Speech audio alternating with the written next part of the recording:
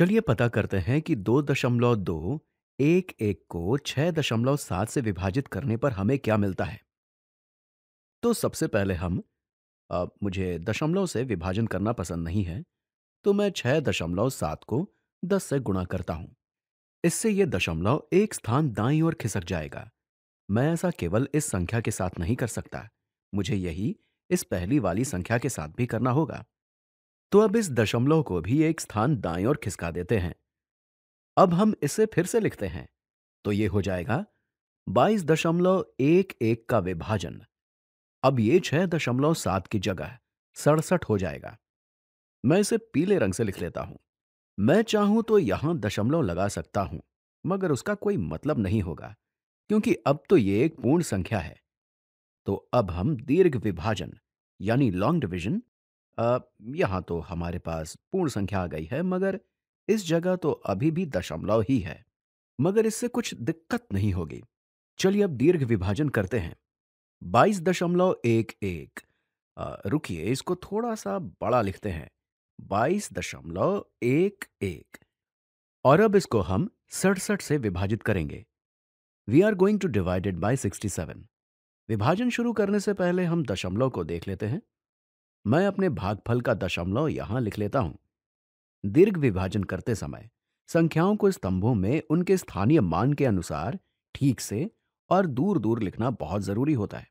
इससे गलती होने की कम संभावना होती है। 67 जाता है 2 में 0 बार। 67 22 में भी जाता है 0 बार। 67 221 में जाता है। इसके बारे में थोड़ा सोचते हैं। ये लगभग 70 के करीब है। 70 गुणा 3 होता है 210। तो लगता है ये 3 बार चला जाएगा। तो यहां हम 3 लिख लेते हैं। 3 गुणा 7 होता है 21। 2 जाएगा हासिल। 3 गुणा 6 होता है 18। जमा 2 होगा 20। तो हमें मिला 201। तो इन दोनों का अंतर होगा, यहां 1 - 1 हो जाएगा 0, और ये 2 - 0 होगा 2। यहां फिर से 0 मिलेगा। तो 3 सही था। अगर 3 गुणा 67 221 से बड़ा होता, तो फिर ये गलत हो जाता। अगर 3 गुणा 67 इतना छोटा हो जाता कि हमारा शेष फल 67 से बड़ा होता, तो ये भी गलत हो जाता। इसलिए 3 यहां पर सही है, क्योंकि ये 221 से कम भी है और हमारा शेष फल भी 67 से कम है। अब हम इस एक को नीचे ला सकते हैं। अरे, हमने ये तो अभी निकाला था। 67 3 बार जाता है 201 में। यहां फिर से 1 और 3 लिख लेते हैं। फिर से वही। 3 गुणा 7 होता है 21। 2 जाएगा हासिल। 3 गुणा 6 होता है 18। जमा 2 होगा 20। अब इन्हें घटाते हैं, और ये हो गया हमारा शेषफल 0। और यहां पर भी कोई संख्या नहीं जिसे नीचे लाना हो।